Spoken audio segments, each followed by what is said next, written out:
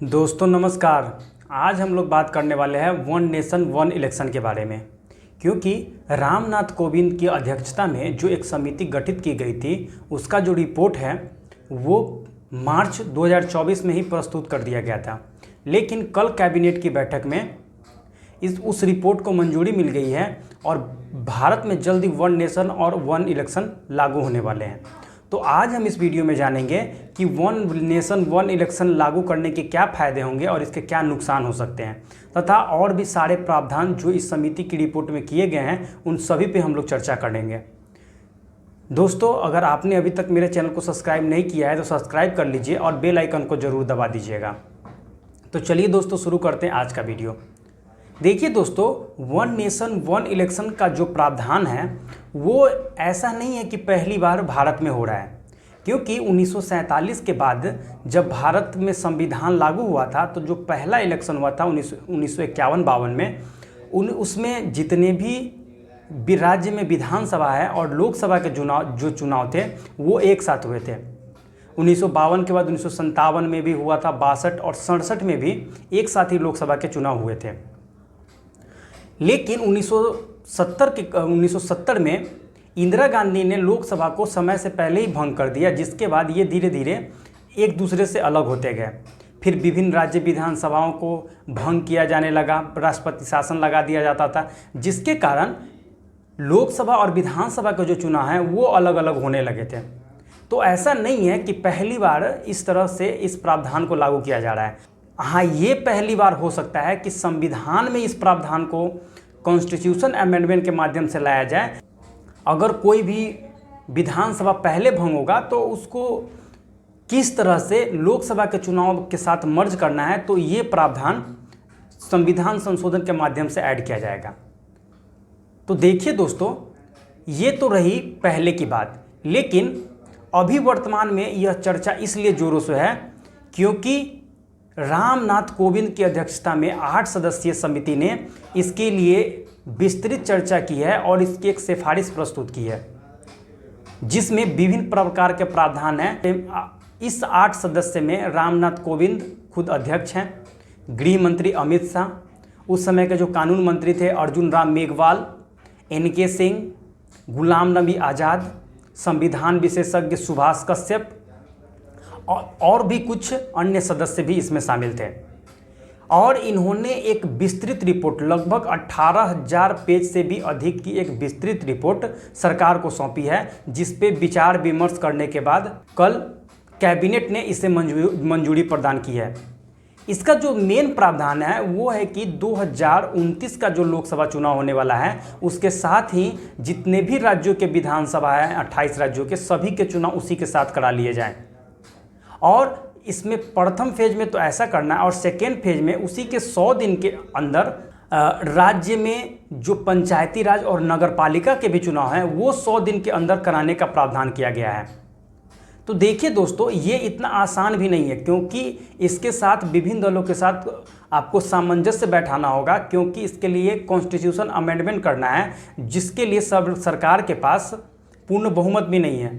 जैसा कि आप लोग जानते होंगे कि संविधान में जो संशोधन है वो अनुच्छेद 368 के हिसाब से होता है। संविधान के अनुच्छेद 368(1) के अनुसार पहला है कि 2/3 बहुमत से अगर कहीं संसद किसी बिल को पारित कर दे।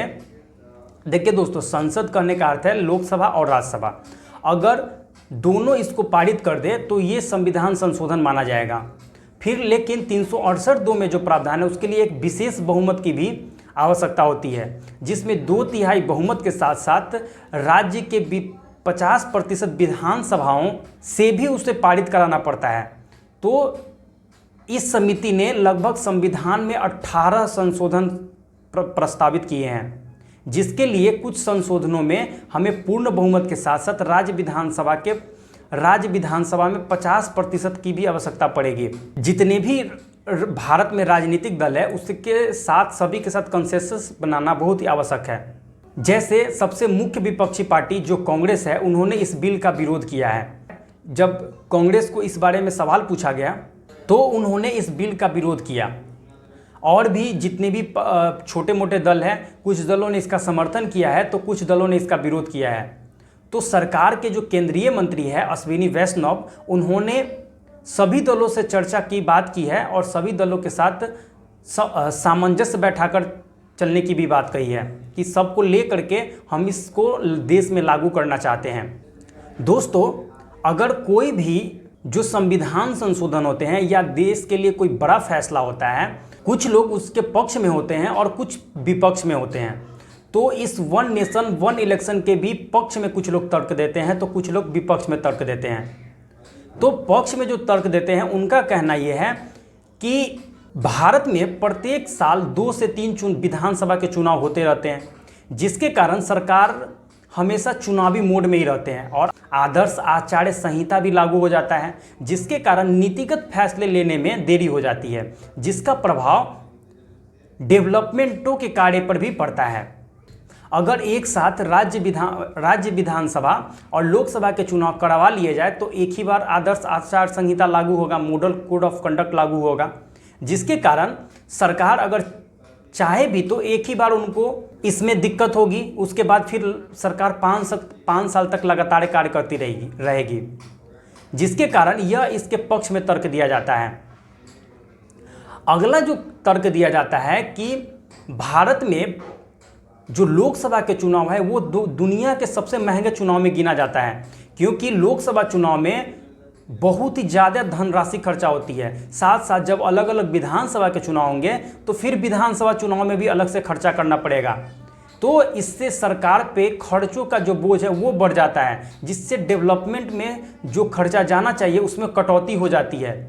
इसीलिए जो इनके पक्ष में तर्क देते हैं उनका कहना है कि चुनावी खर्चों से बचने के लिए एक राष्ट्र एक चुनाव जो है वो बहुत ही महत्वपूर्ण है। जो इसके पक्ष में तर्क देते हैं उनका मानना है कि काले धन के रोकने में इससे मदद मिलेगी, क्योंकि अगर एक साथ ही राज्य विधानसभा और लोकसभा के चुनाव हो जाते हैं तो जितने भी लोग काले धन को विभिन्न चुनावों में यूज कर पाते हैं उसमें कमी आएगी। इसमें अगला तर्क दिया जाता है कि देखिए, लगातार जब चुनाव होते रहते हैं तो विभिन्न राजनेता जो बयानबाजी करते हैं वो सांप्रदायिक भावना को भी ठेस पहुंचाते रहते हैं। अगर मान लीजिए आने वाले समय में जम्मू कश्मीर में और झारखंड में लोकसभा चुनाव होने वाले हैं, फिर उसके बाद महाराष्ट्र में लोकसभा के चुनाव होंगे, फिर 2-3 महीना के बाद दिल्ली में चुनाव होंगे, तो प्रत्येक चुनाव में जो राजनेता होते हैं वो अलग अलग प्रकार की बयानबाजी करते हैं, जिसके कारण सांप्रदायिक भावना को भी ठेस पहुँचती है।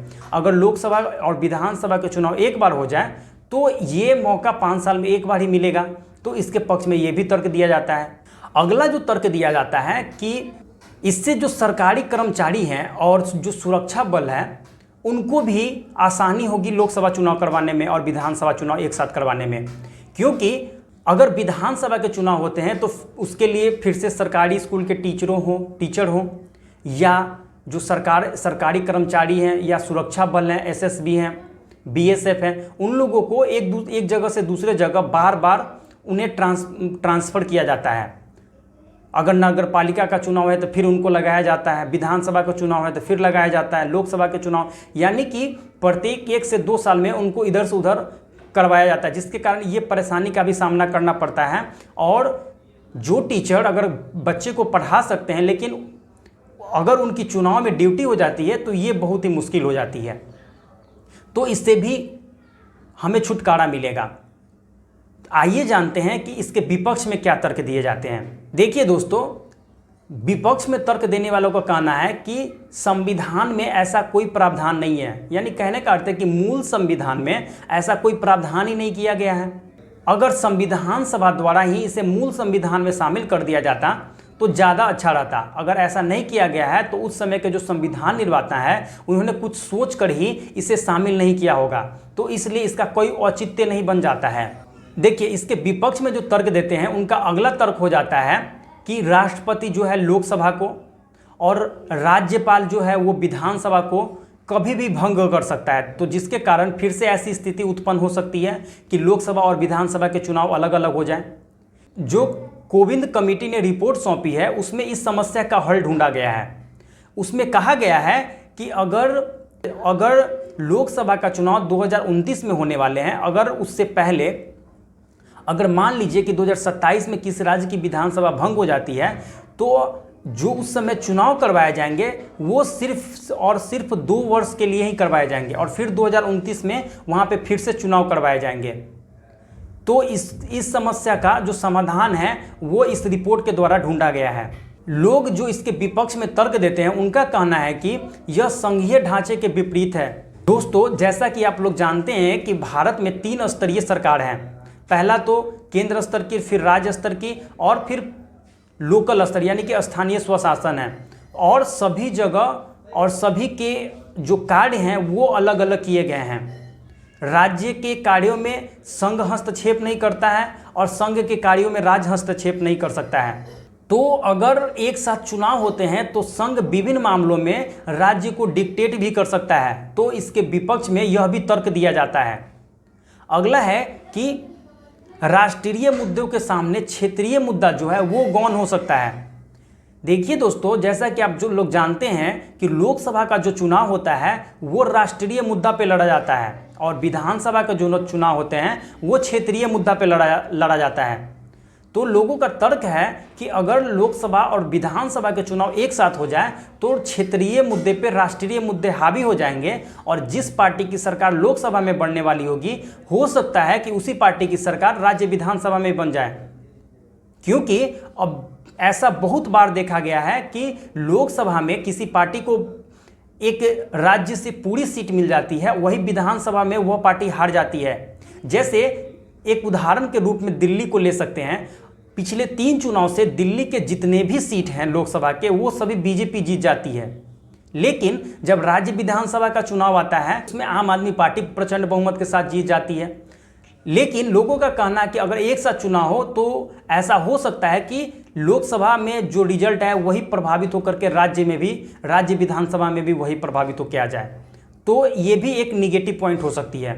लोग जो अगला तर्क देते हैं इसके विपक्ष में कि भारत की जो जनसंख्या है वो दुनिया में सबसे ज़्यादा है, तो एक साथ चुनाव करवाने में जो सबसे बड़ी परेशानी आएगी कि इसको मैनेज कैसे किया जाएगा, चुनाव आयोग इसको मैनेज किस तरह से करेगा। तो ये परेशानी का सामना करना पड़ सकता है। दोस्तों, ये रहे कुछ पक्ष में और कुछ विपक्ष में तर्क। अगर इस पे एक सहमति बना ली जाए तो एक राष्ट्र एक चुनाव कोई बड़ी चीज़ नहीं है और इसे लागू भी किया जा सकता है। जिस प्रकार से नरेंद्र मोदी ने इसके प्रति अपनी कमेंट में जाहिर किया है, जब से वे प्रधानमंत्री बने हैं वो विभिन्न मौके पे इस पे देश में विस्तृत चर्चा करने की मांग की है। तो इस हिसाब से तो लगता है कि यह लागू किया जा सकता है। हो सकता है आने वाले शीतकालीन सत्र में इसे लागू कर भी दिया जाए। तो इस बारे में देखना होगा कि इसे बिल के फॉर्म में किस प्रकार लाया जा सकता है। क्या इसे जेपीसी में भी भेजा जा सकता है? क्या सभी एक दल एक मत होकर के इसे पास भी कर सकते हैं? ये तो देखने वाली बात होगी। दोस्तों, आप इस बारे में क्या सोचते हैं? आप हमें कमेंट बॉक्स में बताइए। मिलते हैं आपके साथ नेक्स्ट वीडियो में, तब तक के लिए जय हिंद।